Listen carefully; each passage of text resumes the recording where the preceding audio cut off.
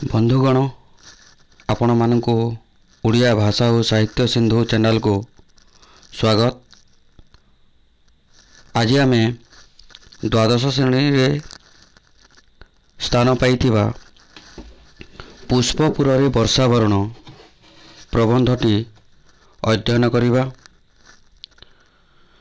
एणु सर्वप्रथमे ए पुष्पपुर रे वर्षावरण प्राबंधिक अंकर परिचय विषय जानिबा। से कौन कौन लिखिचंती यार प्रथम भाग एवं एटा देखिबा आगरु मु आपण मानकु अनुरोध करिबी ओडिया भाषा साहित्य सिंधु विथ डीकेडी चैनल को आपण सब्सक्राइब करंतु एवं लाइक एवं शेयर मध्य करंतु। लेखक कृष्णचंद्र पाणिग्राही। प्रोफेसर कृष्णचंद्र पाणिग्राही जड़े ख्यातनामा ऐतिहासिक और साहित्यिक। से प्राबंधिक भाव में ओडिया साहित्य रे तांकर स्वतंत्र परिचय रही। इतिहास और प्रत्नतत्व विभाग को भित्ति करी प्रबंध रचना करिबा तांकर मौलिक सुस्पष्ट।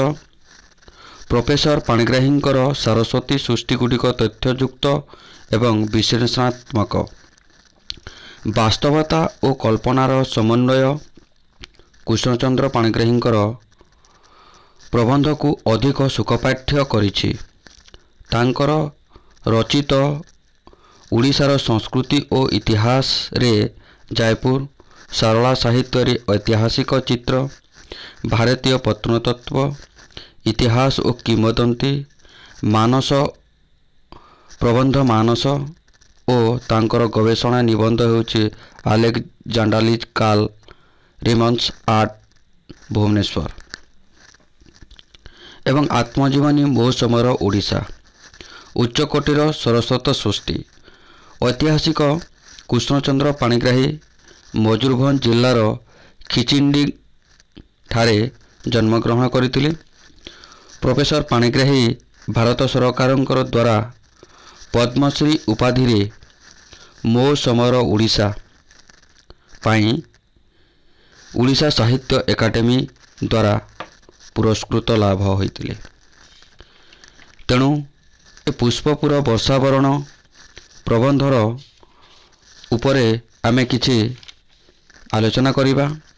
ये पुष्पपुर वर्षावरण संपर्क में ऐतिहासिक कृष्णचंद्र पाणिग्राही जड़े जातीयतावादी प्राबंधिक और साहित्यर वार्ता। वर्षावरण एक सुप्राचीन परंपरा। महाकवि संस्कृतर महाकवि सारला दास वर्षा को दूत करी प्रणयिनी निकट को पठेइछंती। ठीक सेहीपरि प्राबंधिक पाणिग्राही से परंपरा को अनुसरण करी वर्षा को जन्मभूमिर गौरव गान करिया पई व्यवहार करिसंती। सुजला सुफला शस्य श्यामला उत्कल भूमिर गौरववाहक अतीत और अवहेलित वर्तमान विषय उल्लेख करी पूर्वर सही गौरव फेरई आनिबा लगी से प्रेरणा प्रदान करिसंती। उक्त प्रबंध मानस पुस्तकरू गृहीत होइछि एवं प्रबंधर प्रथमरू से बारिबह को बा बारिद को से स्वागत करिसंती। स्वागत बारिबह स्वागत तोर स्निग्ध कज्ज्वल कांति आजी पुष्पपुर रे नेत्र उत्सव सृष्टि करिछि। हे बारिबाह हे बारिद मु तोते स्वागत करुछि। तोर स्निग्ध अर्थ महक एवं उज्जवल कांति उज्जवल रूपक कज्ज्वल वा कृष्णवर्ण। आज पुष्पपुर रे तोते देखिबा को नेत्र उत्सव सृष्टि होइछि बा समस्ते तोते देखिबा पई आगबर होउचंती। प्रासाद बातायन पथरे तोर आगमनर शत शुभशंख बाजी उठिब। प्रासाद अर्थ गृह, बातायन अर्थ झरका पाखरे। କ'ଣ କରିଛି, ମୁଁ ବସିଛି, ତୁ କେତେବେଳେ ଆସିବୁ, ଆଗମନ ମାନେ ତୁ କେତେବେଳେ ଆସିବୁ, ମୁଁ ଶୁଭଶଙ୍ଖ ବଜେଇବି। ଦୂରବନ୍ଧୁ, ବହୁଦିନ ପରେ ତୋର ଶୁଭାଗମନ ଆଜି ମଙ୍ଗଳକର ଓ ମଧୁମୟ ହେଉଛି। ତୁ ବହୁତ ଦିନ ପରେ ଆସୁଛୁ ରେ ବାରିବାହ। ତେଣୁ ତୁ ଯେଉଁ ଶୁଭ ଆଗମନ କରୁଅଛୁ ନିଶ୍ଚିତ ଭାବରେ ମଙ୍ଗଳକର ହେବ, ଅର୍ଥାତ୍ ଏହି ଉତ୍କଳର ସମସ୍ତଙ୍କର ମଙ୍ଗଳ ହେବ ଏବଂ ମଧୁମୟ ମଧ୍ୟ ହେବ। ତୋର ସ୍ପର୍ଶରେ ପୁଷ୍ପପୁର ଆଚିରେ ସଜୀବ ଓ ଶ୍ୟାମଳ ହୋଇ ଉଠିବ। ପୁଷ୍ପପୁରକୁ ସେ ଆମର ଆଧୁନିକ ଯୁଗର ପାଟଣାଗଡ଼ ସହିତ ସେ ତୁଳନା କରୁଛନ୍ତି। ପାଟଣାଗଡ଼ ଆଧୁନିକ ଯେଉଁ ପାଟଣାଗଡ଼କୁ ପୁଷ୍ପପୁର ଭାବରେ ଏଇଠି କହିଛନ୍ତି। ଏବଂ ସେ ସ୍ପର୍ଶରେ ପୁଷ୍ପପୁର କ'ଣ ହେବ, ଅଚିରେ ସଜୀବ ଓ ଶ୍ୟାମଳ ହୋଇଯିବ। କ୍ଷଣକରେ, ଅଚିରେ ଅର୍ଥ କ୍ଷଣକରେ କ'ଣ ହେଇଯିବ, ସଜୀବ ମାନେ ଜୀବନ୍ୟାସ ହେବ ଏବଂ ଶ୍ୟାମଳ ବର୍ଣ୍ଣ ହେଇଯିବ। ବାରିଦ, ମୁଁ ଶୁଣିଛି ଯେ ଇତିହାସରେ କେଉଁ ଅନାମ ଯୁଗରୁ ବିତାଡ଼ିତ ବିରହୀ ଯକ୍ଷଟିଏ ପୁଷ୍ପ ଅର୍ଘ୍ୟରେ ତୋର ପୂଜା କରି ଅଲକାପୁରୀ ପ୍ରିୟା ପାଶକୁ ତୋର ହସ୍ତରେ ଉଦନ୍ତ ପଠାଇଥିଲା। ହେ ବାରିଦ, ମୁଁ ଶୁଣିଛି, ଇତିହାସରେ ଶୁଣିଛି, ପୁରାଣରେ ଶୁଣିଛି, କେଉଁ ଅନାମ ଯୁଗରୁ, ଯାହାର ନାମ ନାହିଁ, ଅନାମ ଯୁଗରୁ ବିତାଡ଼ିତ ମାନେ ଖେଦି ହେଇକି କ'ଣ ହେଇଛି, ବିରହୀ ଯକ୍ଷଟିଏ, ଯକ୍ଷ ଅର୍ଥ ଅସୁରଟିଏ, ମାନେ ହସ୍ତରେ ପୁଷ୍ପ ଅର୍ଘ୍ୟ ଧରି ତୋତେ ପୂଜା କରିଥିଲା ଅଲକାପୁରୀରେ। ପ୍ରିୟା ପାଶକୁ ତୋତେ ଉଦନ୍ତ ପଠାଇଥିଲା ବା ପ୍ରିୟା ପାଶକୁ ତୋତେ ସମ୍ବାଦ ପଠାଇଥିଲା। କିନ୍ତୁ ଏ ଘନ ବ୍ୟକ୍ତିଠାରୁ କ'ଣ ଗୋଷ୍ଠୀ ବଡ଼ ନୁହେଁ? ସେ କହୁଛନ୍ତି, ତୁ ଯେହେତୁ ତା ପ୍ରିୟା ପାଖକୁ ଯାଇଥିଲୁ ସମ୍ବାଦ ପ୍ରେରଣ ସକାଶେ, ତେଣୁ ସେ କହୁଛନ୍ତି ଯେ ବ୍ୟକ୍ତିଠାରୁ ଗୋଷ୍ଠୀ ବଡ଼ ନୁହେଁ କି? ପ୍ରାବନ୍ଧିକ ପ୍ରଶ୍ନ କରିଛନ୍ତି। ଏହି ଭ୍ରାମ୍ୟମାଣ ଉଦାସୀନ ଧରଣୀ ବ୍ୟକ୍ତି ବିଷୟର ଲାଭ କ୍ଷତିର ବିଚଳିତ ହୁଏ ନାହିଁ। ଏଇଠି ଯେଉଁ ଅଛି ଭ୍ରାମ୍ୟମାଣ, ଭ୍ରମଣ କରିବା, ଉଦାସୀନ ବା ଦୁଃଖିତ, ଉଦାସୀନ ଧରଣୀ ଅର୍ଥାତ୍ ଏ ଉଦାସୀନ ବା ଦୁଃଖଦ ଧରଣୀ ବା ପୃଥିବୀ ବ୍ୟକ୍ତିବିଶେଷ, ଯେଉଁ ବ୍ୟକ୍ତିବିଶେଷ ମାନେ ଅଛନ୍ତି ସେମାନେ କ'ଣ କରିବେ, ଲାଭ କ୍ଷତିକୁ ସେମାନେ ବିଚଳିତ ହୁଅନ୍ତି ନାହିଁ। କେତେ ଲାଭ ହେଲା, କେତେ କ୍ଷତି ହେଲା। ମାତ୍ର ଯେଉଁ ବାୟୁ, ସଳିଳ, ଆଲୋକ ଓ ଉତ୍ତପ୍ତ ପାଇଁ ଜୀବମାନଙ୍କର ବାସଭୂମି ହୋଇଛି, ସେଥିରୁ ଗୋଟିଏ ଉଣା ହେଲେ କ'ଣ ସେ ଆଉ ବାସଭୂମି ହୋଇ ରହିବ? ଏଠି ପ୍ରାବନ୍ଧିକ କହୁଛନ୍ତି, ପ୍ରଶ୍ନ କରୁଛନ୍ତି ଯେ ବାୟୁ ବା ପବନ ଦ୍ୱାରା, ସଳିଳ ବା ଜଳ ଦ୍ୱାରା, ଆଲୋକ ବିନା ଏବଂ ଉତ୍ତପ୍ତ ବିନା ଜୀବମାନେ ବା ଜୀବମାନଙ୍କର ବାସଭୂମି ହେଇପାରିବ କି? ସେଥିରୁ ଯଦି ଗୋଟିଏ ଉଣା ହେଇଯାଏ, ସେ ବାୟୁ ହେଉ, ଜଳ ହେଉ, ଆଲୋକ ହେଉ, ଉତ୍ତପ୍ତ ହେଉ, ଏଇଥିରୁ ଯଦି ଗୋଟିଏ ମଧ୍ୟ ଉଣା ହେଇଯାଏ, ସେଇଟା ବାସଭୂମି ହେଇକି ରହିବ। ବାସ ମାନେ ଯେଉଁଠି ଲୋକମାନେ ବାସ କରନ୍ତି, ସେଇଟା ହେଇ ରହିବ କି ବୋଲିକି ପ୍ରାବନ୍ଧିକ ପ୍ରଶ୍ନ କରୁଛନ୍ତି। ଜଳ ଅଭାବରେ ଉତ୍କଳରେ ଆଜି ହାହାକାର ପଡ଼ିଛି, ଅର୍ଥାତ୍ ଜଳର ଅଭାବରେ, ଜଳ ଅଭାବରେ ବା ନିଶ୍ଚିତ ଭାବରେ ଜଳର ଅଭାବରେ ଆଜି ଉତ୍କଳ ନିଶ୍ଚିତ ଭାବରେ କ'ଣ ହେଇଛି, ହାହାକାର ପଡ଼ିଛି। ଏଣୁ ଦିନ ଅର୍ଘ୍ୟ ଅଶ୍ରୁ ଅର୍ଘ୍ୟରେ ମାନସ କମଳ ଅର୍ପଣ କରି ତୋତେ ମୁଁ କାତରରେ କହୁଛି, ପୁଷ୍ପପୁରରେ ସ୍ୱକର୍ମ ସାରି ଉତ୍କଳ ପଥରେ ଗତି କରିବୁ। ସେ କହୁଛନ୍ତି ଯେ ଦିନ ବା ଦିନ ଦରିଦ୍ର ମାନକୁ ତୁ କ'ଣ କରିବୁ, ତୋର ହୃଦୟର ମାନସରେ କମଳ ମାନେ ଅତି କୋମଳ ହିସାବରେ ତୁ କ'ଣ କରିବୁ, ତାଙ୍କୁ ଅର୍ପଣ କରିବୁ ଏବଂ ତୋର ସ୍ୱକର୍ମକୁ ସମାପନ କରି ପୁଷ୍ପପୁରରେ ବା ପାଟଣାରେ ତୁ ଉତ୍କଳ ପଥକୁ ଗତି କରିବୁ, ଆଗକୁ ବଢ଼ିବୁ। ରେ ବାରିବାହ, ଆଜି ଯଦି ମୁଁ ଧୂମ ଜ୍ୟୋତି ସଳିଳ ହୋଇ ତୋର ସହିତ ମିଶିପାରନ୍ତି, ତେବେ ବାତାୟନ ପଥରେ ଉଡ଼ିଯାଇ ଅଗ୍ରଗତିରେ ମୁଁ ମୋର ଜନ୍ମଭୂମିକୁ ତୋତେ ଚିହ୍ନେଇ ଦିଅନ୍ତି। ଲେଖକ ବା ପ୍ରାବନ୍ଧିକ କହୁଛନ୍ତି, ଯଦି ମୁଁ ଧୂଆଁ ହୋଇଥାନ୍ତି, ଯଦି ମୁଁ ଜ୍ୟୋତି ହୋଇଥାନ୍ତି, କିମ୍ବା ଯଦି ମୁଁ ସଳିଳ ହୋଇଥାନ୍ତି, ଜଳ ହେଇଥାନ୍ତି, ତାହେଲେ ମୁଁ ଏଇ ଯେଉଁ ବାତାୟନ ପାଖରେ ବସିଛି ବା ଝରକା ପାଖରେ ବସିଛି, ମୁଁ ଉଡ଼ିଯାଇ ତୋ ସହିତ ମିଶିଯାଆନ୍ତି ଅଗ୍ରଗତିରେ, ମାନେ ବହୁତ ଦ୍ରୁତ ଗତିରେ ଯାଇକି ମୁଁ ତୋ ସହିତ ମିଶିକି ମୋ ଜନ୍ମଭୂମିକୁ ଚିହ୍ନେଇ ଦିଅନ୍ତି ଯେ ଏଇଟି ହେଉଛି ମୋର ଜନ୍ମଭୂମି। ତଥାପିରେ ପଥ ପ୍ରଦର୍ଶକ ବିନା ଭାରତର ସାରାଭୂତ ଉତ୍କଳ ଭୂମିକୁ ଚିହ୍ନିବା ପାଇଁ ତୋର ଭ୍ରମ ହେବ ନାହିଁ। ବିନା ପଥ ପ୍ରଦର୍ଶକ ଭାବରେ ଯିଏକୁ ପଥ ଦେଖାଏ, ଯେ ରାସ୍ତା ଦେଖାଏ, ତାହାକୁ ପଥ ପ୍ରଦର୍ଶକ କୁହାଯାଏ। ବିନା ପଥ ପ୍ରଦର୍ଶକ ଭାରତ ସାରାଭୂତ, ଭାରତରେ ଯେତେ ଜାଗା ଅଛି, ଉତ୍କଳ ଭୂମିକୁ ଚିହ୍ନିବା ପାଇଁ ତୋର କେବେ ହେଲେ ଭ୍ରମ ସୃଷ୍ଟି ହେବ ନାହିଁ। ତୁ ଦେଖିବୁ ଏକ ଦିଗରେ ପୁଗ, ପୁଗ ଅର୍ଥ ଗୁଆ ଗଛ ବା ସର୍ବଶ୍ରେଷ୍ଠ ଗଛ, ପୂର୍ଣ୍ଣାଙ୍ଗ ପଳାଙ୍ଗ ଗଛ, ତାଳ ହରିତାଳ ଗଛ, ତମାଳ ତେଜପତ୍ର ଗଛ, ତାମ୍ବୁଳ ପାନ ଗଛ, ନାରିକେଳ ନଡ଼ିଆ ଗଛ ଏବଂ ବନର ବିଶୋଭିତ ମୋହଦଧି ବେଳାରେ ସେ ବଳୟିତ ହେଉଥିବ।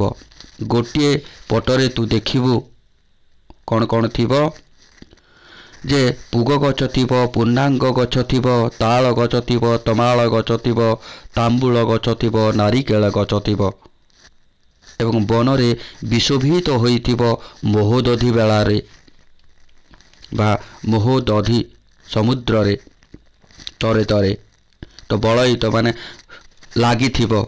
ଅନ୍ୟ ଦିଗରେ ତୁଙ୍ଗରୀ ଶିଖର ସମାଜ ନିବିଡ଼ ବନରାଜି ଅସରନ୍ତି ଶ୍ୟାମ ଶୋଭରେ ଅପରୂପ ହୋଇଯାଇଛି। ଆଉ ଅନ୍ୟ ଦିଗକୁ ଯଦି ଦେଖିବୁ, ତୁଙ୍ଗର ବା ଉଚ୍ଚ ପର୍ବତ, ଆଉ ଗୋଟିଏ ପଟେ ଦେଖିବୁ ସମକୂଳ ବା ସମାନ ହେଇଥିବ, ପରିପୂର୍ଣ୍ଣ ଥିବ, ସମକୂଳ ପରିପୂର୍ଣ୍ଣ ଥିବ, ସମକୂଳ ଅର୍ଥ ପରିପୂର୍ଣ୍ଣ, ନିବିଡ଼ ବନରାଜି ଥିବ ମାନେ ଅରଣ୍ୟ ଥିବ, ଅସରନ୍ତି ଶ୍ୟାମ ଶୋଭାରେ ଅପରୂପ ହୋଇଥିବ, ଶ୍ୟାମର ବର୍ଣ୍ଣରେ ଅପରୂପ ବା ଅତି ସୁନ୍ଦର ହୋଇଥିବ।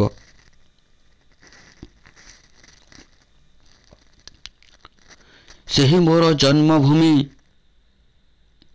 ଅସରନ୍ତି ଶ୍ୟାମ ଶୋଭାରେ ଅପରୂପ ହୋଇଥିବ। ସେହି ମୋର ଜନ୍ମଭୂମି କୋଟି ବୀର ପ୍ରବାସିନୀ, କୋଟି କୀର୍ତ୍ତି କୀଟିନୀ ଏବଂ ତଟିନୀ ତମ ମାଳିନୀ, ପ୍ରଚ୍ଛନ୍ନ ରତ୍ନ ଧାରିଣୀ, ସୁଜଳା ସୁଫଳା ଶ୍ୟାମଳା, ଅଥଚ ଆଜି ପତିତା ଲାଞ୍ଛିତା ଏବଂ ଖଣ୍ଡିତା। ସେ କୋଟି ବୀରକୁ ଜନ୍ମ ଦେଇଛି, ସେ କୋଟି କୋଟି କୀର୍ତ୍ତିର ଅଧିକାରିଣୀ, ଅନେକ ତଟିନୀ ବା ଅନେକ ନିର୍ଝରିଣୀର ମାଳିନୀ, ପ୍ରଚ୍ଛନ୍ନ ବା ବହୁତ କିଛି ରତ୍ନ ଗର୍ଭା ସିଏ ଧରଣୀ, ଅନେକ ସୁଜଳା ହୋଇଛି, ସୁଫଳା ମଧ୍ୟ ହେଇଛି, ଅନେକ ପୁଷ୍ପ ଫଳ ପରିପୂର୍ଣ୍ଣ ଶ୍ୟାମଳ ବନରେ ପରିପୂର୍ଣ୍ଣ ହୋଇଛି।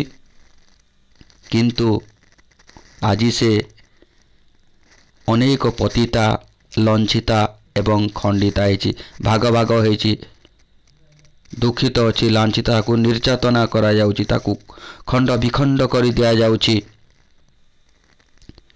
ଏ ଜଳଦ एपरी भूमि को चिन्हिबा पाई तोर भ्रम हेब नाही। अर्थात एहीपरी भूमि को तू चिन्हिबारे केबे हेले तोर भ्रम हेब नाही। बिजुली विबंडित ओ बलका विशोभित होई गंधबंध हिल्लोଳରେ बासी बासी पीतबसन बनमाली परी उत्कल आकाशरे आविर्भूत होइजिबु। से कहउचंती बा निर्बोध ओलू परी बलका बलका माने ओलू बा निर्बोध निर्बोध विशोभित होई अर्थात शोभावर्धन करी गंधबह बा महमह बास्नारे हिल्लोଳରେ तू भासी आसिबु।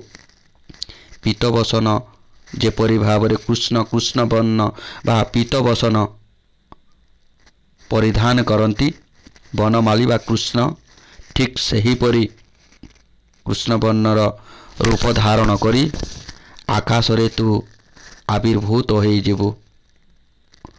जेपरी भावरे कृष्ण गोपांगना मानंकर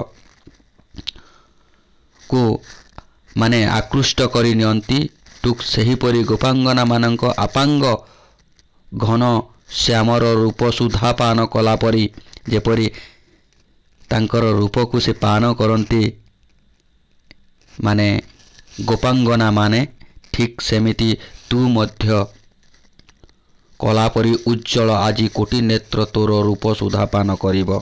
तू मध्य ठीक सेमिति सही रूप धारण करी आसिबु जे आजी कोटि कोटि नेत्र तोर सही रूप को देखी से माने रूप सुधा पान करिबे बा आनंदित हेबे, तोर रूप को दर्शन करिबा हेबे। रे जलद दरिद्र थारे ही बदन्यतार महत्व बढ़ी उठे माने बादन एठी दरिद्र ठारे ही प्रकृति बदन्यता महत्व माने महानता बादन्यता तो महानता बढ़ी उठे।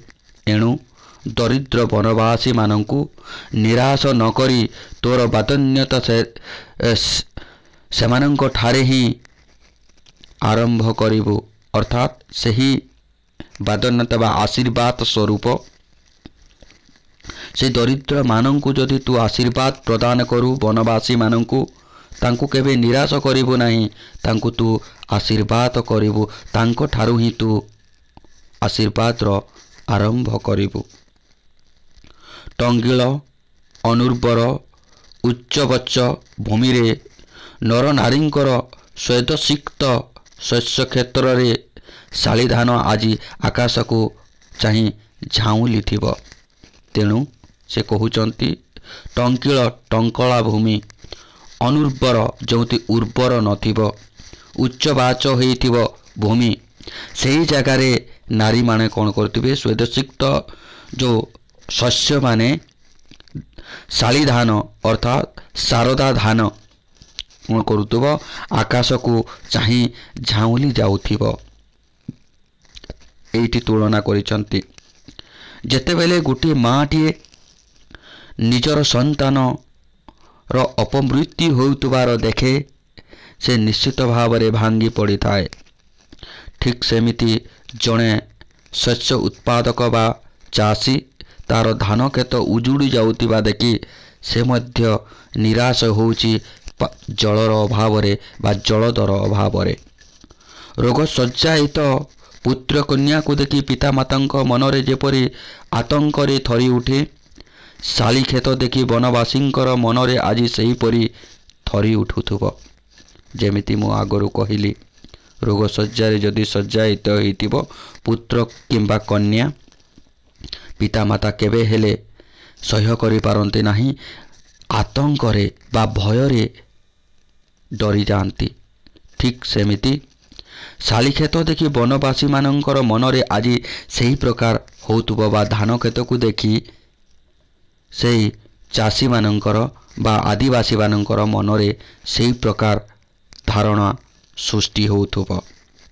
निघंच वन मध्यरे एमानंक बासभूमि मध्यरु तू सहजरे खोजी पाइबु नाही। से निघंच घंच जंगल अरण्य भितरे तांकर बासभूमि लुचि हेकी अछि।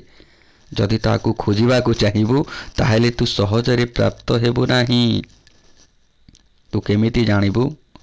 ଗୋପାଳର ଗଳଗଣ୍ଠି ବା ଗୋପାଳର ବେଣୁ ଶୁଣି କିମ୍ବା କୁଟୀର ଉଦ୍ଗତ କଣ୍ଠଳୀଭୂତ ଧୂମ ଦେଖି ଗାଁ ସୀମା ଜାଣିବୁ।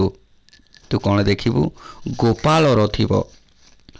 ଗୋପାଳ ଅର୍ଥାତ୍ ତାଙ୍କର ଗୋମାନଙ୍କର ଗଳାରେ ଗୋଟିଏ ଘଣ୍ଟି ଲଗାଇଥାଏ ଏବଂ ଗୋପାଳନ ଯେମିତିକି ବେଣୁସନ ମଧ୍ୟ ତୁ ଶୁଣିବୁ।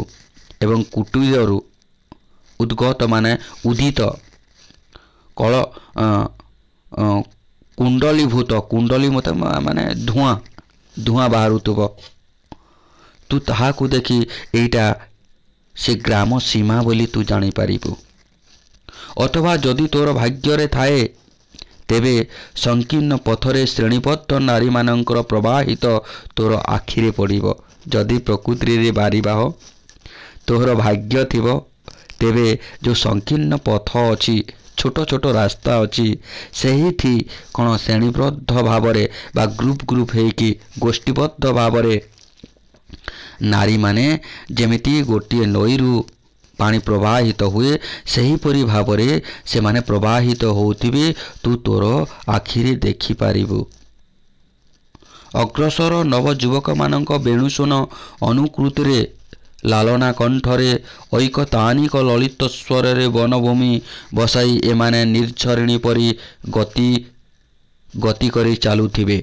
ଯଦି ତୁ ଦେଖିବୁ, ତାକୁ ଦେଖିବୁ ସେ ନବଯୁବକମାନଙ୍କୁ ତାଙ୍କର ବେଣୁଶୂନର ଆକୃତି ବା ତାଙ୍କର ସେଇ ସ୍ୱନ କ'ଣ କରୁଥିବେ, ମାନେ ଏକତାନରେ ଲଳିତ ସୁର, ଅତି ସୁନ୍ଦର ସ୍ୱରରେ ସେମାନେ କ'ଣ କରିବେ, ବନଭୂମିକୁ ଭସେଇ ଦେଉଥିବେ। ଯେପରି ଗୋଟିଏ ନିର୍ଝରିଣୀ ଗତି କରୁଥାଏ, ଯେମିତି ଗୋଟିଏ ଝରଣା କୁଳୁକୁଳୁ ଶବ୍ଦରେ ତାଙ୍କର କରୁଥାଏ, ଠିକ୍ ସେମିତି ସେମାନେ ତାଙ୍କର ଗତି କରୁଥିବେ।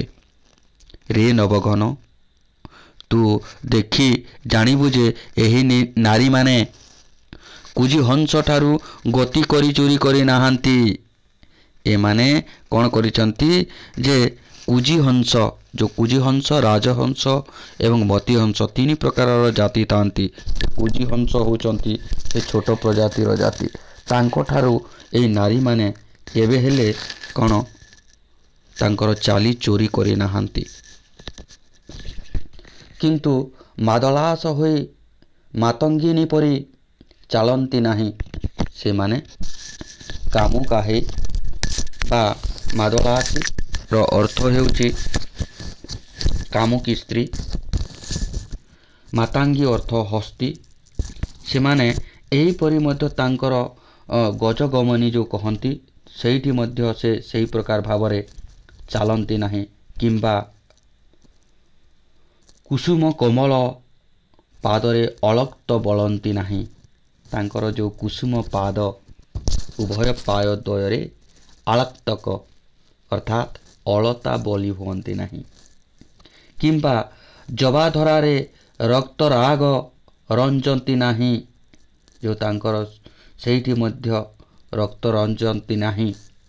ସୁସ୍ଥ ସବଳ ଓ ସୁବଳିତ ତନୁଲତାରେ ବନ ପୁଷ୍ପ ଭରା ଗଭାର ଶୋଭା ଧାରଣ କରି ଏମାନେ ସଂକୀର୍ଣ୍ଣ ବନ୍ଧୁର କର୍କଶ ଉରଗଗୁଡ଼ିକୁ ଗିରିପଥକୁ ହାସ୍ୟ ଓ ସଙ୍ଗୀତରେ ମୁଖର କରି ନିର୍ଝରିଣୀ ପରି ଗତି କରି ଚାଲନ୍ତି। ଅର୍ଥାତ୍ ସେ ଯେଉଁ କରନ୍ତି ଶୋଭାଧାରଣ ଏମାନଙ୍କର ସଂକୀର୍ଣ୍ଣ ଏବଂ ବନ୍ଧୁ କରନ୍ତି କର୍କଶ ମାନେ କୁତ୍ସିତ।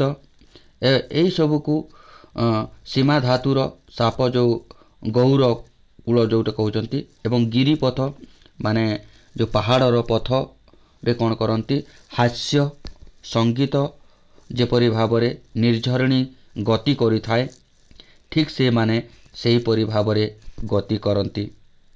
ରେ ବାରିବାହ, ଏ ସମସ୍ତ ତୋର ବାନ୍ଧବୀ। ଏମାନେ ହେଉଛନ୍ତି ତୋର ଗୋଟିଏ ଗୋଟିଏ ବାନ୍ଧବୀ। ତୋର ଗୁରୁ ଗମ୍ଭୀର ଗର୍ଜନରେ ଭୀତି ହୋଇ ଏମାନେ ଆଲିଙ୍ଗନ ପାଇଁ ପୁରୁଷ ପାଖକୁ ପଳାନ୍ତି ନାହିଁ।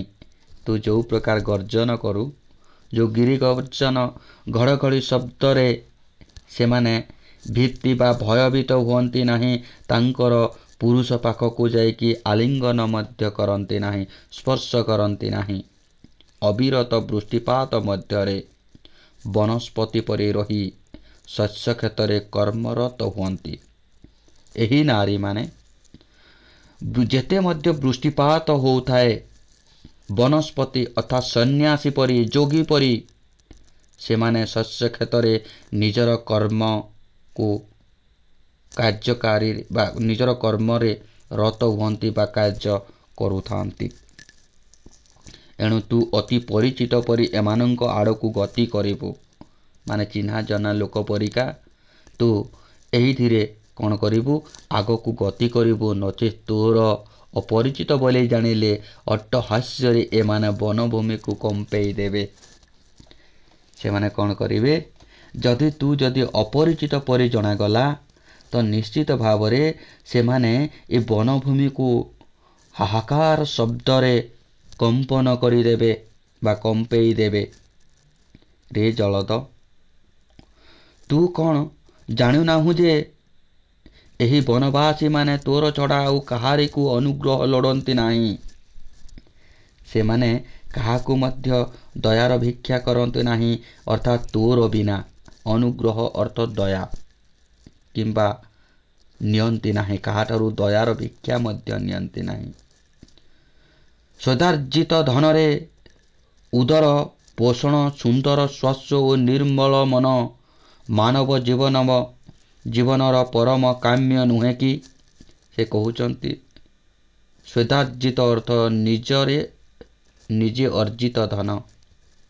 ଉଦର ଅର୍ଥ ପେଟ, ନିଜ ପେଟକୁ ପୋଷଣ କରିବା ପାଇଁ, ଅର୍ଥାତ୍ ସୁନ୍ଦର ସ୍ୱାସ୍ଥ୍ୟ ମଧ୍ୟ ଅଛି ତାଙ୍କର। ମନ ମଧ୍ୟ ନିର୍ମଳ, ଅତି ସ୍ୱଚ୍ଛ ମନ ତାଙ୍କର। ମାନବ ଜୀବନର ପରମା କାମ୍ୟ ନୁହେଁ କି ବୋଲିକି ସେ କହୁଛନ୍ତି ପ୍ରାବନ୍ଧିକ। ଯଦି ଜଗତରୁ କେବଳ ତସ୍କାର ଲୋପ ପାଏ, ତେବେ ମାନବିକତା ଶିଖିବା ପାଇଁ ସଭ୍ୟ ସମାଜ ଏମାନଙ୍କ ପାଶକୁ ଦିନେ ଆସିବ।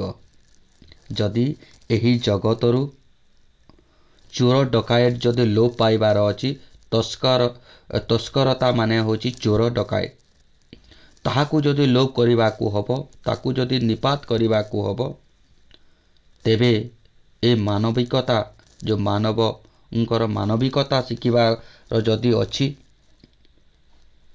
ଆଜି ଯାହାକୁ ଆମେ ସଭ୍ୟ ସମାଜ ବୋଲି କହୁଛୁ, ସେ ଦିନେ ନା ଦିନେ ଏହି ଆଦିବାସୀମାନଙ୍କ ପାଖକୁ ଏ ମାନବିକତା ଗୁଣ ଶିଖିବାକୁ ଆସିବାକୁ ପଡ଼ିବ। ଏଣୁ ତୁ ଏମାନଙ୍କୁ ନିରାଶ ନ କରି ଅବିରତ ବାରିପାତରେ ବନଭୂମିକୁ ଶ୍ୟାମଳ ଓ ଉଜ୍ଜଳ କରିଦେବୁ। ତୁ ଏମାନଙ୍କୁ ନିରାଶ କରିବୁ ନାହିଁ ରେ ବାରିବାହ। ଅବିରତ ଅର୍ଥାତ୍ ଶୀଘ୍ର ବାରିପାତ ବର୍ଷା କରିବୁ ଏବଂ ବନଭୂମିକୁ ଶ୍ୟାମଳ ବର୍ଣ୍ଣରେ ପରିପୂର୍ଣ୍ଣ କରାଇବୁ ଏବଂ ଉଜ୍ଜଳ କରିଦେବୁ, ଦୀପ୍ତିମାନ କରିଦେବୁ। ଉଜ୍ଜଳ ଅର୍ଥ ଦୀପ୍ତିମାନ। ତୋର କୃପାରେ ଶାଳିକ୍ଷେତ ନଦ ନୀଳିମା ଖେଳି ବୁଲିବ, ଅର୍ଥାତ୍ ତୁ ଯଦି ଯେଉଁ କୃପା କରିବୁ, ଧାନ କ୍ଷେତ ଏବଂ ନଦ ନଦୀମା ମାନେ କ'ଣ କରିବେ, ନଦୀମାନେ କ'ଣ ହେବେ, ପୂର୍ଣ୍ଣ ମାତ୍ରାରେ ଝରିବେ ଏବଂ ନିର୍ଝରିଣୀ ଗିରି ଦରିରେ କ୍ରୀଡ଼ାରତ ବତ୍ସତରୀ ପରି ନାଚି ଉଠିବ। ଅର୍ଥାତ୍ ନିର୍ଝରିଣୀ ମାନେ କ'ଣ କରିବେ, ବା ଝରଣା ମାନେ ଗିରିର ବା ପାହାଡ଼ର ଦରିରେ କ୍ରୀଡ଼ା କରିବେ। କେମିତି? ମାନେ ବୋକା ପରି, ବତ୍ସତାରା ପରି, ବୋକା ପରି ସେ ନାଚି ଉଠିବେ। ଏବଂ ଭଞ୍ଜ ନୃପ ପାଳିତ କଳାପୀର କେକାରେ ବନଭୂମି ପୂର୍ଣ୍ଣ ହେବ। ଅର୍ଥାତ୍ ଏଇଠି ଭଞ୍ଜ ଅର୍ଥ ଉପାଧି ଏବଂ ପାଳିତ ଅର୍ଥ ରାଗରେ, କଳାପୀର ଅର୍ଥାତ୍ ମଜୁର, କେକି ଅର୍ଥ କୋଇଲି କ'ଣ କରିବେ, ସେମାନେ କ'ଣ କରିବେ, ବନଭୂମିକୁ ପୂର୍ଣ୍ଣ ଭାବରେ ସେମାନେ କରିବେ ଏବଂ ବନ୍ୟଜୁଥର ପରିମଳ ବନଭୂମି ଆମୋଦିତ ହେବ। ବନ୍ୟଜୁଥର ଅର୍ଥାତ୍ ଜଙ୍ଗଲ କ'ଣ ହେବ, ପରିମଳରେ ପରିପୂର୍ଣ୍ଣ ବା ବନଭୂମି ପରିପୂର୍ଣ୍ଣରେ ଆମୋଦିତ ହେବ ବା ଆକର୍ଷିତ ହେବ। କଦମ୍ବ ଫୁଲରେ କଣ୍ଟକିତ ହୋଇ ଉଠି କୃଷ୍ଣଚୂଡ଼ା ନିଜ ତନୁକୁ ଦେଖି ନବତରୁଣୀ ପରି ଲଜ୍ଜାରୁଣ ହୋଇପଡ଼ିବ। ଅର୍ଥାତ୍ ଏଇଠି କଦମ୍ବ ଫୁଲ ମଧ୍ୟ ଫୁଲକରେ କ'ଣ ହେବ, କଣ୍ଟିତ ହୋଇ ଉଠିବ ସେ। ଏବଂ କୃଷ୍ଣଚୂଡ଼ା ମଧ୍ୟ ନିଜ ତନୁକୁ, କୃଷ୍ଣଚୂଡ଼ା ଗଛ ସେ ମଧ୍ୟ କ'ଣ ହେବ, ତା ତନୁକୁ ସେ କ'ଣ କରିବ, ନବତରୁଣୀ ପରି ଲଜ୍ଜାରୁଣୀ ହୋଇପଡ଼ିବ। ଯଦି ଏପରି ସେ କୃଷ୍ଣଚୂଡ଼ା ଗଛ ମଧ୍ୟ ଏବଂ ପୁଷ୍ପ ଗଛ ମଧ୍ୟ, କଦମ୍ବ ଗଛ ମଧ୍ୟ ଲଜ୍ଜା ହୋଇଯିବ, ତୁ ସେଇଠି ଏପରି ବାରିପାତ କଲେ। ତୋର ଅନୁଗ୍ରହରେ ଏତେ ବିଭବ ତୁ କ'ଣ ଦେଖିବାକୁ ଚାହୁଁନାହୁଁ? ତୁ ଏଇ ବିଗ୍ରହ ଦେଖିବାକୁ ଚାହୁଁନାହୁଁ କି ବୋଲିକି ଏଇଠି ପ୍ରାବନ୍ଧିକ କହୁଛନ୍ତି। ଯଦି ତୋର କ୍ରାନ୍ତି ଆସେ ତେବେ ତୁ ମେଘାସନ, ଗର୍ଦ୍ଧମାର୍ଦ୍ଦନ ବା ମାଲ୍ୟାଗିରିରେ ଅବସର ନେବୁ।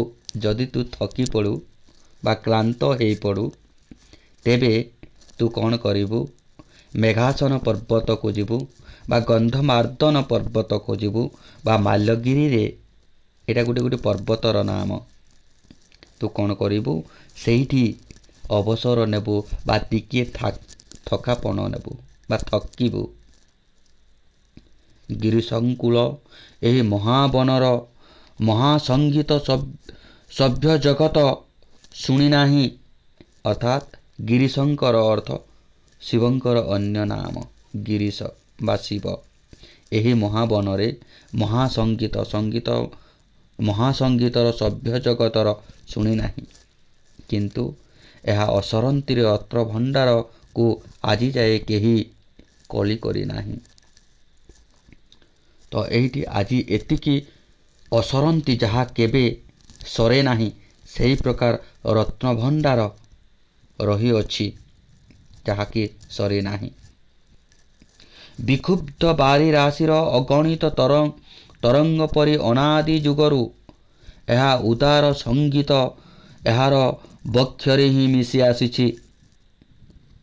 ମାନେ ବିକ୍ଷୁବ୍ଧ ଦୁଃଖ ପ୍ରାପ୍ତ ବାରି ରାଶି ଅଗଣିତ, ଯାହା ଗଣି ହୁଏ ନାହିଁ, ତରଙ୍ଗରେ ତରଙ୍ଗିତ ଅନାଦି ଯୁଗରୁ, କେଉଁ ଯୁଗରୁ, ମାନ୍ଧାତା ଯୁଗରୁ ଉଦାର ସଙ୍ଗୀତ ତାଙ୍କ ବକ୍ଷ ଭିତରେ ମିଶି ରହିଅଛି ରେ। ଏହି ସଙ୍ଗୀତ ଶୁଣିଲେ ମନ ଅନାମନ ଧାମକୁ ଚାଲିଯାଏ ଏବଂ ବିଷାଦ ପଙ୍କ ଉଠି ଜୀବନ କମଳ ବିକଶିତ ହୁଏ। ଏହି ସଙ୍ଗୀତକୁ ଯଦି ଶୁଣିଲେ ଗୋଟିଏ ଏପରି ଏକ ଧାମ, ଅନାମ ଧାମ, ଯାହାର ନାଁ ନାହିଁ, ସେହି ଅନାମମୟ ଯାହାର ନାମ ନାହିଁ, ସେହି ଧାମକୁ ମନ ଚାଲିଯାଏ। ଏ ଯେଉଁ ଦୁଃଖ ଥାଏ, ବିଷାଦ ବା ଦୁଃଖର ପଙ୍କ, ଦୁଃଖଦ ବିଷାଦ ପଙ୍କ, ବିଷାଦ କାଦୁଅ ବା ବିଷାଦ ଦୁଃଖ ଯେଉଁ ଥାଏ ଜୀବନରେ କ'ଣ ହୁଏ, ଗୋଟିଏ କମଳ ବା ପୁଷ୍ପଟିଏ ପ୍ରସ୍ଫୁଟିତ ହୋଇଯାଏ। ଏ ସଙ୍ଗୀତ ଶୁଣି ଖଣ୍ଡାଧାର ଏବଂ ଦେବଗଡ଼ ପ୍ରପାତ କ୍ରୀଡ଼ା କରି ମହାବନରେ ଭ୍ରମୁ ଏହାର ଅସରନ୍ତି ବିଭବ ଦେଖି ତୁ ଚକିତ ହୋଇଯିବୁ। ଗନ୍ଧମାର୍ଦ୍ଦନ ମାଲ୍ୟାଗିରି ଠାରୁ ଧୀରେ ଧୀରେ କି ତୁ ଖଣ୍ଡାଧାର ଆଡ଼କୁ ଯିବୁ, ଦେବଗଡ଼କୁ ଯିବୁ, ଜଳପ୍ରପାତକୁ କ୍ରୀଡ଼ା ଟିକେ କରିବୁ ଏବଂ ଏହି ମହାବନରେ ଅରଣ୍ୟ ଭିତରେ ତୁ କ'ଣ କରିବୁ, ବୁଲୁ ବୁଲୁ ବା ଭ୍ରମୁ ଅସରନ୍ତି ବିଭବ ଦେଖିବୁ, ଅତି ସୁନ୍ଦର ରୂପକୁ ଦେଖିବୁ ଏବଂ ଦେଖିଲା ପରେ ତୁ ଆଶ୍ଚର୍ଯ୍ୟ ହୋଇଯିବୁ ବା ଚକିତ ହୋଇଯିବୁ। ଦୁଃଖିନୀ ଜନନୀ ଅଯୋଗ୍ୟ ସନ୍ତାନମାନଙ୍କ ଭୟରେ ଏହିଠାରେ ହିଁ ଅସରନ୍ତି ରତ୍ନ ଭଣ୍ଡାର ଲୁଚେଇ ରଖିଛି। ଏଠି ଆମର ଉତ୍କଳ ଜନନୀ, ଏ ଦୁଃଖୀ ଜନନୀ ତାଙ୍କର ଅଯୋଗ୍ୟ ସନ୍ତାନମାନଙ୍କର ଭୟରେ, ଯେଉଁ ଅଯୋଗ୍ୟ ସନ୍ତାନମାନେ ଅଛନ୍ତି, ଯେଉଁମାନେ ଦ୍ରୋହୀ, ତାଙ୍କର ଭୟରେ ଅସରନ୍ତି ରତ୍ନଭଣ୍ଡାର ଏହି ଖଣ୍ଡାଧାର ଦେବଗଡ଼ରେ ଲୁଚେଇକି ରଖିଛି। ଘନ ତୁ ଦେଖି ସ୍ତମ୍ଭିତ ହେବୁ ଯେ ଉତ୍କଳବାସୀ ଭାଗୀରଥୀ ତୀରରେ ବସି ପିପାସା ଓ ରତ୍ନ ସୁପରେ ବସି ଉପବାସୀ ହୋଇଛି। ହେ ଘନ, ତୁ ଆଶ୍ଚର୍ଯ୍ୟ ହେଇଯିବୁ। ବା ଉତ୍କଳବାସୀ କ'ଣ କରିଥିଲେ? ଭାଗୀରଥୀ ବା ଗଙ୍ଗାକୁ ବା ଜାହ୍ନବୀକୁ ତୀରରେ ଆଣି କ'ଣ କରିଥିଲେ? ପିପାସୀ ଆଗ୍ରଦୀ ବା ରତ୍ନ ସୁପର୍ତ୍ତ ଧ୍ୟାନ ମୁଦ୍ରାରେ ବସିଥିଲେ ଏବଂ ଉପବାସ କରିଥିଲେ। ଏହି ମହାମାନବରୁ ପଶ୍ଚିମାଭିମୁଖୀରେ ମୁଖରେ ତୋର ବିଜୟର ରଥ ବାହି ସୂକ୍ଷ୍ମଶାଳୀର ଗନ୍ଥାଘର ସମ୍ବଲପୁର ଅଞ୍ଚଳକୁ ପହଞ୍ଚିଯିବୁ। ପ୍ରଥମେ ଗନ୍ଧମାର୍ଦ୍ଦନ ବା ମାଲ୍ୟାଗିରି, ତାପରେ ଖଣ୍ଡାଧାର ଦେବଗଡ଼କୁ, ପୁଣି ଏବେ ପଶ୍ଚିମାଭିମୁଖୀ ଏହି ବିଜୟର ରଥ ବାହିବାକୁ ବାରିବାହକୁ କହୁଛନ୍ତି, ଯେଉଁଠିକି ଅସରନ୍ତି ଗନ୍ଥାଘର ସମ୍ବଲପୁର ଅଞ୍ଚଳକୁ। ତନୁ ମହାନଦୀ ଏଠାରେ ଉପଲସ୍ୟରେ ଯାଉ ଯାଉ ତୀର ଦେଶରେ ସୈନ୍ୟରେଣୁ ଢାଳି ଦିଏ ଓ ନରନାରୀଙ୍କର ଦେହରେ ନବ ଲାବଣ୍ୟ ବଳି ଦିଏ।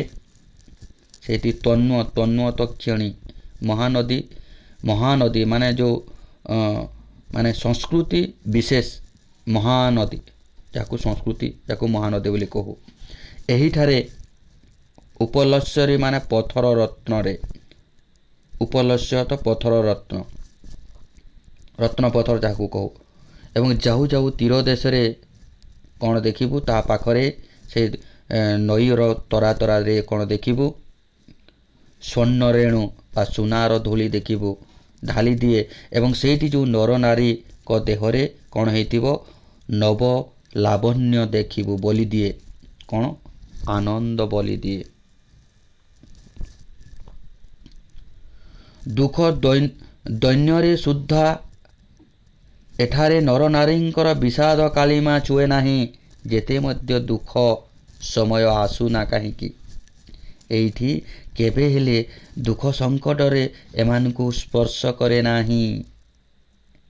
ପ୍ରାଚୀବଧୂ ଅରୁଣିତମ ମୁଖରୁ ଅବଗଣ୍ଠନ ଖୋଲି ଆଗରୁ ଏଠାରେ ବଧୂମାନେ ସ୍ନାନ ସାରି ଶିଶିର ସ୍ନାତ ଶେଫାଳୀ ପରି ହାସ୍ୟମୟୀ ହୋଇ ଉଠନ୍ତି। ଯେତେବେଳେ ପୂର୍ବ ପ୍ରାଚୀବଧୂ ମାନେ ପ୍ରାଚୀବଧୂ ହୋଇଲା ପରେ ଯେତେବେଳେ ଆସେ ଲାଲ ରଙ୍ଗ ଛାଡ଼େ, ଅରୁଣିମାର ଲାଲ ରଙ୍ଗ, ସେମାନେ କ'ଣ କରନ୍ତି? ଠିକ୍ ପହପହ ଠାରୁ ସେମାନେ କ'ଣ କରନ୍ତି? ସ୍ନାନ କରନ୍ତି। ଯେତେବେଳେ କାକର ପଡ଼ିଥାଏ ଏବଂ ଶେଫାଳୀ ଗଙ୍ଗା ଶିଉଳି ପରି ସେମାନେ କ'ଣ କରନ୍ତି? ହାସ୍ୟମୟ କରନ୍ତି। ଶେଫାଳୀ ଅର୍ଥ ଗଙ୍ଗା ଶିଉଳି। ଏମାନଙ୍କର ଅନଳ ଚରଣରେ କମଳ ଫୁଟି ଉଠେ ଏବଂ କଳାକୁଶଳ କର ସ୍ପର୍ଶରେ କ୍ଷୁଦ୍ର କୁଟୀର ସୁଦ୍ଧା ହସି ଉଠେ। ମାନେ ଅନଳସର ଅର୍ଥ ହେଉଛି ଅନଳସ ମାନେ ଅଳସ ସ୍ଥାନ ପାଖାପାଖି, ଏଇ ଅଳସୁଆ ହେବା, ଅଳସୁଆ ଯାହାକୁ କହିବା। ତ ଏଇଠି କ'ଣ ହୁଏ? କମଳ ଫୁଟି ଉଠେ ତାଙ୍କ ଭିତରେ ଏବଂ କଳାକୁଶଳ କରୁକାର୍ଯ୍ୟ, ଅତି ସୁନ୍ଦର କରୁକାର୍ଯ୍ୟ କୁଟୀର, ଯେମିତି ସମ୍ବଲପୁରୀ ପାଟ ହେଉଛି। ସ୍ପର୍ଶରେ କ୍ଷୁଦ୍ର କୁଟୀର ସୁଦ୍ଧା ହସି ଉଠେ। ତାକୁ ଛୋଟ ଛୋଟ ଘର ମଧ୍ୟ କ'ଣ ହୁଏ? ଭାସି ଉଠିଥାଏ। ଚାରୁ ଚିକରକୁ ବଳି ତୋର ଲୋଭନୀୟ କଜ୍ଜ୍ୱଳ କାନ୍ତି ବହୁଦିନ ପରେ ଦେଖି ଏମାନେ ଆୟତ ନୟନରେ ଚାହିଁ ରହିବେ। ଚାରୁ ଚିକୁର ଅର୍ଥ ବେଣୀ।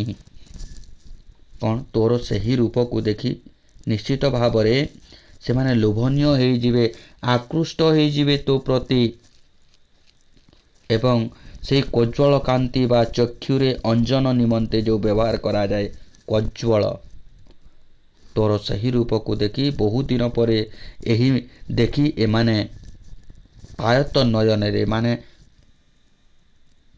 ବିନା ମାନେ ଆୟତନ ଦେଖୁଥିବେ ତୋ ପାଖକୁ, ଅନାୟତନ ଯେମିତିକି ତୋତେ ଅନେଇ ରହିଥିବେ। ରେ ଘନ, ବିଲୋର ନେତ୍ର ଭଙ୍ଗୀରେ ଭଲି ଯାଇ ସ୍ୱକର୍ମ ଭୁଲିଯିବୁ ନାହିଁ। ତ ଏଇଠି ସେ ଅଣଦେଖା କରିବୁ ନାହିଁ। ବିଲୁଲ ଅର୍ଥାତ୍ ଅଣଦେଖା। ରେ ଘନ ତୁ କ'ଣ କରିବୁ? ଏଇଟାକୁ କେବେ ହେଲେ ଅଣଦେଖା କରିବୁ ନାହିଁ। ତୁ ତୋର ନିଜର କର୍ମକୁ ସେହି ଢଙ୍ଗରେ କରିବୁ। କେଦାର ଭରା ବାରିପାତ ସମ୍ବଲପୁରକୁ ଶ୍ୟାମଳ ବର୍ଣ୍ଣରେ ପରିପୂର୍ଣ୍ଣ କରେଇଦେବୁ।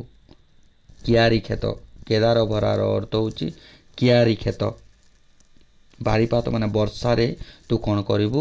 ଶ୍ୟାମଳ ବର୍ଣ୍ଣରେ ପରିପୂର୍ଣ୍ଣ କରେଇଦେବୁ। ଏହାପରେ ଅସରନ୍ତି ବେଣୁ ବନ ଉପର ସଞ୍ଚାରଣ କରି ଉପକୂଳ ଆଡ଼କୁ ଗତି କରି ଗଲାବେଳେ ତୁ ଦେଖିବୁ, ବିସ୍ମିତ ହେବୁ ଯେ ଯନ୍ତ୍ର ଜାନବର ପ୍ରତିଦିନ ପାରାୟଣ ହୋଇ ସୁଦ୍ଧା ବାଉଁଶ ବା ବଂଶବନ ବଂଶ ବୃଦ୍ଧି କରି ଚାଲିଛି ଓ ବନର ନାରୀ ନରଙ୍କର କ୍ରୀଡ଼ା ଦୋଳିରେ ହୋଇଛି। ସେ କହୁଛନ୍ତି ଏହାପରେ ତୁ ଦେଖିବୁ ଅନେକ ବେଣୁବନ ବା ବାଉଁଶ ବନ ଦେଖିବୁ। କ'ଣ ହେଇଥିବ? ସଞ୍ଚାରଣ କରି ଉପକୂଳ ଆଡ଼କୁ ଗତି କରିବୁ। ଧୀରେ ଧୀରେ କି ତୁ ଉପକୂଳ ଆଡ଼କୁ ଯିବୁ। ଗଲାବେଳେ ତୁ ଦେଖିବୁ ବା ବିସ୍ମିତ ହୋଇଯିବୁ ବା ଆଶ୍ଚର୍ଯ୍ୟ ହୋଇଯିବୁ ଯେ ସେଇଠି ଖାଲି ଯନ୍ତ୍ର ଦାନବ ଅଛନ୍ତି। ପ୍ରତିଦିନ କ'ଣ କରିବୁ? ପାରଣ ହୋଇ ସୁଦ୍ଧା ସେମାନେ କ'ଣ କରୁଛନ୍ତି? ସେ ବାଉଁଶ ବଣକୁ ବୃଦ୍ଧି କରି ଚାଲିଛନ୍ତି ଏବଂ ବାନର ନରନାରୀଙ୍କର କ୍ରୀଡ଼ା ଦୋଳି ହୋଇଯାଇଛି। ସେଇଟା ବାନରମାନଙ୍କର ବା ନରନାରୀଙ୍କର ଗୋଟେ କ୍ରୀଡ଼ା ବା ଖେଳିବାର ଦୋଳି ହୋଇଯାଇଛି। ଏହି ବାଉଁଶ ବନକୁ ବାୟୁ ହିଲ୍ଲୋଳରେ ଦୋହଲାଇ ଓ ସମସ୍ତ ଅଞ୍ଚଳକୁ ଶ୍ୟାମଳ କରି ଟଙ୍ଗିଆଳ ଅନୁଗୁଳ ପଥ କପିଳାସକୁ ସ୍ପର୍ଶ କରି ଉପକୂଳରେ ପହଞ୍ଚିବା ଆଗରୁ ଦୂର ସୌଧ ଧବଳି ଦେଖି ଜାଣିବୁ ଯେ ଏହି ସେହି କଟକ, ଉତ୍କଳର ଉତ୍ତମାଙ୍ଗ। ସେ କହୁଛନ୍ତି ଏଇ ଯେଉଁ ବାୟୁ ଅଛି ବା ବାଉଁଶ ବନକୁ ତୁ କ'ଣ କରିବୁ? ହଳେଇ ଦେବୁ, ହିଲ୍ଲୋଳରେ ହଳେଇ ଦେବୁ, ଦୋହଲାଇ ଦେବୁ ଏବଂ ଏହି ସମସ୍ତ ବିରାଟ ଅଞ୍ଚଳକୁ ଶ୍ୟାମଳ କରିଦେବୁ। ଟଙ୍କିଳ ମାନେ ଅନୁର୍ବର, ଟଙ୍କିଳ ଅନୁଗୁଳ ଜିଲ୍ଲାକୁ ଯିବୁ ମାନେ ଅନୁର୍ବର ଯାକୁ ଟାଙ୍ଗରା ଭୂଇଁ ଅଞ୍ଚଳକୁ ଯିବୁ ଏବଂ କପିଳାସକୁ ସ୍ପର୍ଶ କରିବୁ। କପିଳାସକୁ ଯିବୁ ଏବଂ କପିଳାସକୁ ସ୍ପର୍ଶ କଲେ ଉପକୂଳରେ ପହଞ୍ଚିବା ଆଗରୁ ଯେତେବେଳେ ଉପକୂଳରେ ପହଞ୍ଚିବୁ ସେଇଠି ସୌଧାବଳୀ ବା ଶିବ ସୁନ୍ଦର ଅଟ୍ଟାଳିକା ବା ଧଳା ଅଟ୍ଟାଳିକା ସେଇଠି ଦେଖିବୁ ବା ଶିବଙ୍କର ସୁନ୍ଦର ଅଟ୍ଟାଳିକାଟିଏ ଦେଖିବୁ। ସୌଧ ଧବଳି ଦେଖି ଜାଣିବୁ ଯେ ଇଏ ହେଉଛି କଟକ ବା ଉତ୍କଳର ଉତ୍ତମାଙ୍ଗ ବା ମସ୍ତକ। ଉତ୍ତମାଙ୍ଗର ଅର୍ଥ ମସ୍ତକ। ଏହି ଥିଲା ଦିନେ ଗର୍ବିତ ଗଜପତି ରାଜଧାନୀ ଆଉ ଏହିଠାରେ ହିଁ ତାର ଥିଲା ଅଜୟ ବାହିନୀ ଝଟିକା ବେଗରେ ଦୁର୍ଗରୁ ଦୁର୍ଗାନ୍ତର ଗତି କରି ଚାଲିଥିଲା। ଏଇ ଉତ୍ତମାଙ୍ଗ ବା ମସ୍ତକ ଥିଲା ରେଘନ। ଦିନେ ଗଜପତି ମହାରାଜାଙ୍କର ସବୁକିଛି ଏଇଠି ସେ ତାହାର ସୈନ୍ୟ ସାମନ୍ତଙ୍କର ଅଜୟ ବାହିନୀ ସୃଷ୍ଟି କରିଥିଲା ଏବଂ ଝଟିକା ବେଗରେ ଅତି ଶୀଘ୍ର ବେଗରେ ଏହି ଦୁର୍ଗମାନଙ୍କୁ ଦୁର୍ଗାନ୍ତର ଅନେକ ଦୂର ପର୍ଯ୍ୟନ୍ତ ଦୁର୍ଗ ମାନେ ଯେଉଁଟାକି ଦୁର୍ଗ ସ୍ଥାନ ଏବଂ ଦୁର୍ଗାନ୍ତର ମାନେ ଅନେକ ଦୂର ପର୍ଯ୍ୟନ୍ତ ଗତି କରି ଚାଲିଥିଲେ। ଶ୍ରୁତିପୁତ ବିଡ଼ାନାସୀ ଆଜି ମୂର୍ତ୍ତିକାରେ ଅବଲୁପ୍ତ। ଆଜି ସେଇ ଶ୍ରୁତି ହେଇକି ଥିଲା ବିଡ଼ାନାସୀ ଯାହାକୁ ବାଡ଼ନାସୀ କହୁ, ସେ କଟକର ଅଂଶ କିଛି ସେ ଆଜି ମୃତ୍ତିକାରେ ଅବଲୁପ୍ତ ବା ମାଟିରେ ମିଶିଯାଇଛି। ମାତ୍ର ଲୁଣ୍ଠିତ ବାରବାଟୀର ସ୍ଖଳିତ ପ୍ରସ୍ତରରେ ତାର ସ୍ମୃତି କୀର୍ତ୍ତି ଆଜି ଯାଏ ଲାଗି ରହିଛି ଓ ମର୍କତ କେଶରୀଙ୍କ ମହାକୀର୍ତ୍ତି ଆଜି ଯାଏ ଚିତ୍ରୋତ୍ପଳ ମେଖଲା ପରି ଦିଶୁଛି।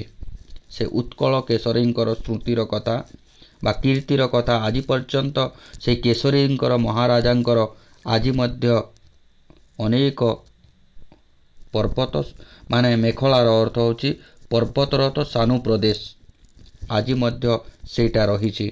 एहिठारे बहु कवि ज्ञानी गुणी और कर्मी अल्प दिन तले उत्कल महानिशारे उजागर रही ज्ञानदीप जाली गले। एइटी अनेक लेखक कवि समस्ते कौन कले जे एइटी ज्ञानदीप को प्रज्वलित करिसंती। गुणी माने रहिसंती, कर्मी माने अछंती एवं उत्कलर महानिशारे से माने ज्ञानदीप जाली देइछंती एवं एही दीप आज मध्य अखंड ही रहू बोलिकी एटी प्राबंधिक कहउछंती। यहाँ ही कामना करी तू कटक को श्यामल करी चली आसबू। यहाँ ही कामना करी तू कौन करिबू एही कटक को श्यामल वर्णरे परिपूर्ण करी तू कटकरू अन्य दिग प्रति बा कटकरू दक्षिणाभिमुखी होई जाई तू कोणार्कर चारुचूड़ को चुम्बन करी तोर उत्कल भ्रमण सार्थक हेब। कोणार्क पथरे जाऊ जाऊ पथ मध्यरे अगणित कीर्ति देखि तू चकित होई जिबू। यापर जेतेबेले कटक को श्यामल वर्णरे करिबू तेणु तू एटी दक्षिणाभिमुखी होई जिबू एवं कोणार्क को स्पर्श करिबू। तार जो करुकार्य हेइची ସେହି କରୁକାର୍ଯ୍ୟକୁ ଦେଖି ତୁ ଆଶ୍ଚର୍ଯ୍ୟ ହେଇଯିବୁ ଏବଂ ତାଙ୍କୁ ଦେଖିଲା ପରେ ତୁ ସ୍ପର୍ଶ କରିବୁ, ଧନ୍ୟ ହେଇଯିବୁ, ତାଙ୍କୁ ଚୁମ୍ବନ କରିବୁ ଏବଂ ଉତ୍କଳ ଭ୍ରମଣ ତୋହର ନିଶ୍ଚିତ ଭାବରେ ଯଦି ନ ବୁଲିଲେ ତାହା ସାର୍ଥକ ହେବ ନାହିଁ। ଏବଂ କୋଣାର୍କ ପଥରେ ଯାଉ ଯାଉ ପଥ ମଧ୍ୟରେ ଅଗଣିତ କୀର୍ତ୍ତି ତୁ ଦେଖି ଚକିତ ହୋଇଯିବୁ। ଅନେକ କୀର୍ତ୍ତି ଅଛି, ତୁ ସେହି କୀର୍ତ୍ତିକୁ ଦେଖି ନିଶ୍ଚିତ ଭାବରେ ତୁ ଚକିତ ହୋଇଯିବୁ। ଧନ୍ୟବାଦ। ଆପଣମାନେ ଏହାର ଦ୍ୱିତୀୟ ଭାଗ ପରବର୍ତ୍ତୀ କ୍ଲାସ୍ରେ ତାହା ପ୍ରକାଶିତ ହେବ। ତେଣୁ ଏଇଟା ବେଶୀ ଲମ୍ବା ହେଇଯିବ ଭାବି ଏହାର ପରବର୍ତ୍ତୀ ଭାଗଟି କିଛି ଦିନେ ଦୁଇ ଦିନ ପରେ ନିଶ୍ଚିତ ଭାବରେ ପ୍ରକାଶିତ ହେବ। ତେଣୁ ମୋ ଚ୍ୟାନେଲକୁ ଦେଖିଥିବାରୁ, ଓଡ଼ିଆ ଭାଷା ସାହିତ୍ୟ ସିନ୍ଧୁ ଚ୍ୟାନେଲକୁ ଦେଖିଥିବାରୁ ଆପଣମାନଙ୍କୁ ବିଶେଷ ବା ଅଶେଷ ଧନ୍ୟବାଦ ରହୁଛି। ନମସ୍କାର।